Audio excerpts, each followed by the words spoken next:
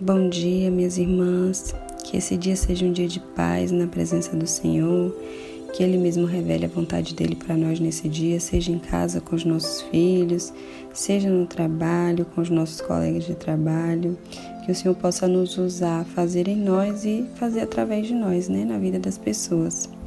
Eu queria compartilhar com vocês hoje algo que é muito importante, ainda mais nos tempos que estamos vivendo, como já falei anteriormente, quero continuar afirmando que nós estamos vivendo os tempos do fim. Nós não sabemos o dia nem a hora que o Senhor vai voltar, mas os sinais que o Senhor falou que nós poderíamos ver através dos sinais que a vinda dele estaria próxima. E aproveitando isso, eu gostaria de falar com vocês sobre os três tipos de homem, os três tipos de pessoas que existem hoje no mundo. A primeira, ela não quer saber de Deus. A segunda, ela está muito interessada em Deus. E o terceiro, vive para Deus. Então, o primeiro, ele é o incrédulo. O incrédulo não quer dizer necessariamente que ele é ateu, não. É alguém que não tem interesse em Deus. Então, qual é o problema? Ele governa a própria vida, ele controla todas as áreas da sua vida, conforme a vontade dele, conforme o prazer dele. Ele tem ele mesmo como centro da sua vida, ele vive para si mesmo. Já o religioso é muito diferente do incrédulo, porque ele acredita em Deus, ele lê a Bíblia, ele ora, canta, vai a reuniões, chama Jesus de Senhor. Mas qual é o problema do religioso? O mesmo do incrédulo, ele tem ele mesmo no centro, ele vive para si mesmo. Deus existe só para abençoá-lo, para curá-lo, para servi-lo e para salvá-lo. É um quebra-galho, é como se fosse um amuleto. Então esse é pior que o incrédulo, porque ele está se enganando. E existe o discípulo. O discípulo, ele não vive mais para si mesmo, ele vive para Deus. Toda a sua vida está estruturada em função da vontade de Deus. Então, Jesus é o seu Senhor. Ele experimentou um verdadeiro arrependimento. Então, é uma diferença muito grande, porque ele tem amor pela obra de Deus. Ele tem prontidão, ele é dócil, ele cresce, ele frutifica. A palavra diz que quando a gente frutifica, quando a gente dá frutos, as pessoas glorificam o nome de Deus. Então, como é que o nome de Deus é glorificado através da nossa vida? Quando nós damos frutos. O discípulo, ele dá frutos, ele frutifica, ele cresce. E por que é tão importante que a gente tenha em mente que existe o incrédulo, que vive para si mesmo e não acredita em Deus, mas não necessariamente precisa ser um ateu. Tem o religioso, que ele lê a Bíblia, ora, canta, vai às reuniões, mas ele tem ele mesmo no centro da vida dele. Então, ele faz as coisas conforme ele deseja. E Deus é aquele que vai abençoar, que está ali para salvar ele, para fazer as coisas por ele. E tem o discípulo, que ele não vive para si mesmo, ele está ali debaixo do governo de Deus. Então, ele busca em Deus as respostas para o que ele deve ou não fazer. Ele busca em Deus viver de acordo com a palavra. Então, porque é necessário, é tão necessário que a gente entenda isso. Eu converso com muitas irmãs, e essas irmãs vão a cultos, vão a reuniões, vão a círculos de oração, e isso faz parte de uma rotina religiosa. Não que essas coisas não sejam importantes no reino de Deus, elas são. Mas nesse ponto é muito fácil se tornar um religioso, porque você na igreja, naquele ambiente, você faz as coisas de acordo com aquele ambiente. Mas chega em casa, o marido te provoca, você reage insultando, você manda ele embora de casa, você é uma mulher briguenta, você é uma mulher que diz que quer que ele saia por conta das coisas que ele vem fazendo. Então você faz tudo contrário à vontade de Deus. Então não adianta saber e não praticar, porque é como a casa construída na areia, vai derrubar, vai cair, a primeira tempestade, o primeiro problema.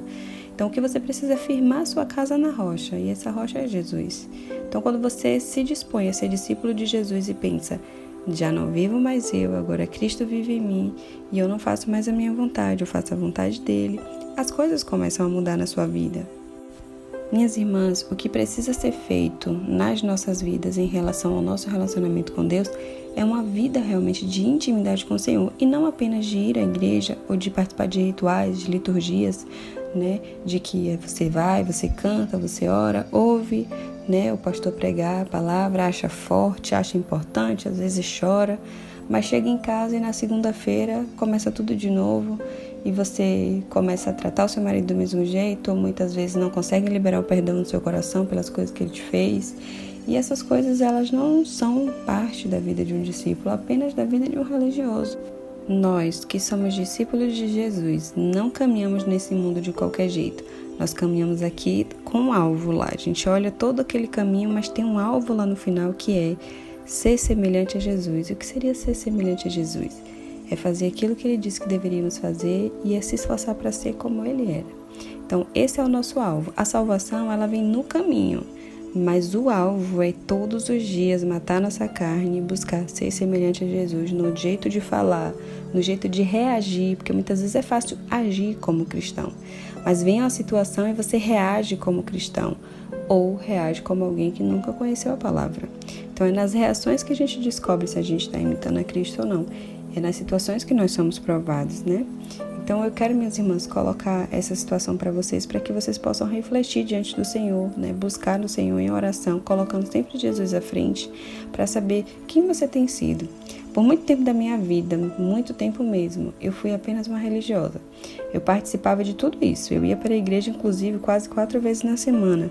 Mas eram tantas picuinhas, né? Como a gente chama aqui na Bahia. Eram tantas picuinhas, tantas coisinhas que tinham no caminho, que olhando para trás hoje eu agradeço muito a Deus pelo deserto e pelos momentos de dor mesmo, porque a gente começa a se compadecer mais, a gente começa a olhar para o outro com um olhar mais de misericórdia.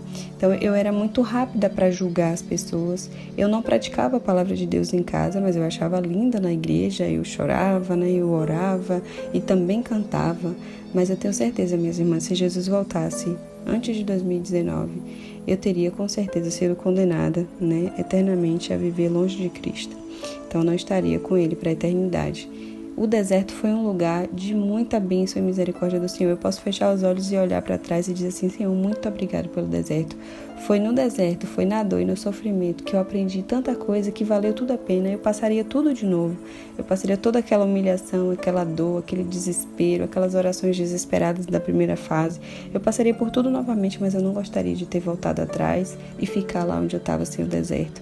Então, minhas irmãs, eu tenho certeza que depois que principalmente passa essas primeiras fases, você vai olhar para trás e vai dizer: Senhor, obrigada pelo deserto da minha vida. Eu não entendia, mas agora está fazendo sentido todas as coisas. Então, que o Senhor se apresse, minhas irmãs, se apressem em revelar isso para vocês, que vocês se apressem também em se esforçar e deixar o coração disposto para o Senhor falar com vocês, que o Senhor quer se revelar, o Senhor tem falado a todo tempo. Muitas vezes a gente não ouve porque são tantas coisas no meio do caminho, tanto barulho ao nosso redor, no sentido de a gente deixar para depois, ou de ouvir primeiro o que a gente deseja, ou de assistir um filme, que são coisas lícitas, são coisas que não são pecado não, mas a gente vai deixando Deus de segundo plano, e isso é pecado, porque Ele só ocupa o primeiro lugar, Ele não tem interesse em mais nenhum lugar na nossa vida. Se não é o primeiro lugar, Ele não está. Então, que o Senhor possa ocupar o primeiro lugar nas nossas vidas, que possamos ser discípulos de Jesus, caminhando nesse caminho aí, ó, de Jesus, se esforçando todos os dias para ser semelhante a Ele, que é o nosso alvo. Senhor Jesus, nessa manhã, Senhor, nesse novo dia que se inicia, onde a Tua palavra diz que Tuas misericórdias se renovam a cada manhã, ó Senhor, que possamos alcançar nessa manhã Tua misericórdia que está sendo renovada. Senhor, derrama sobre nossas vidas mais de Ti, Senhor. Eu sei que nós temos muitas vezes buscado só no desespero, só na hora que precisamos de algo da Tua parte, mas que possa ser um prazer, Senhor, Te buscar, estar em Tua presença, e não somente, Senhor, para pedir as coisas que são Tuas. Que a gente não se relacione só com Deus que dá as bênçãos, mas que a gente possa se relacionar com Deus que tem as bênçãos. É esse o nosso Pai, é esse o nosso Deus.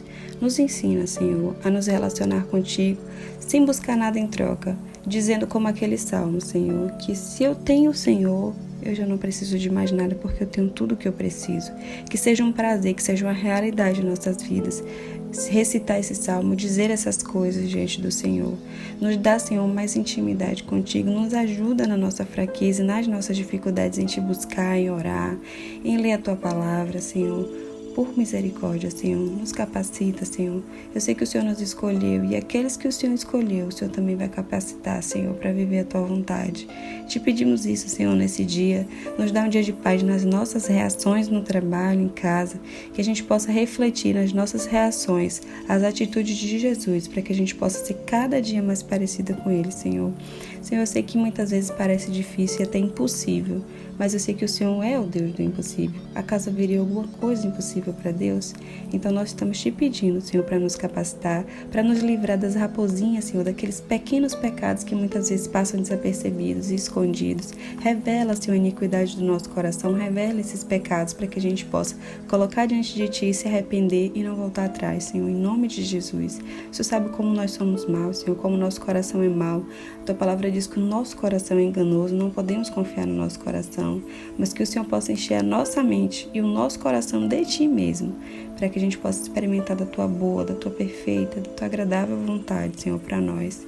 Ajuda as minhas irmãs, socorre nesse momento aquelas que estão em desespero, Senhor, aquelas que estão sem entender o que está acontecendo, que por muitas vezes, Senhor, estão pensando até em tirar a própria vida. Por misericórdia, Senhor, alcança elas em nome de Jesus e ensina através da dor, porque a Tua palavra diz que Jesus Cristo aprendeu a obediência ao Pai por meio daquilo que Ele sofreu. Quem somos nós, Senhor, comparadas a Jesus, santo, puro, que nunca pecou, nunca cometeu pecado e nem na sua boca se achou engano? Nós somos pecadores, foi por nós que Ele morreu. Ele, santo, puro, morreu por nós pecadores, para que a gente pudesse, através dele, ser santificado, Senhor. Por misericórdia, Senhor. Nos salva, Senhor, de nós mesmas, Senhor. Nos ajuda a viver, Senhor, e fazer a Tua vontade, somente a Tua vontade, Pai. Em nome de Jesus, o Deus Todo-Poderoso.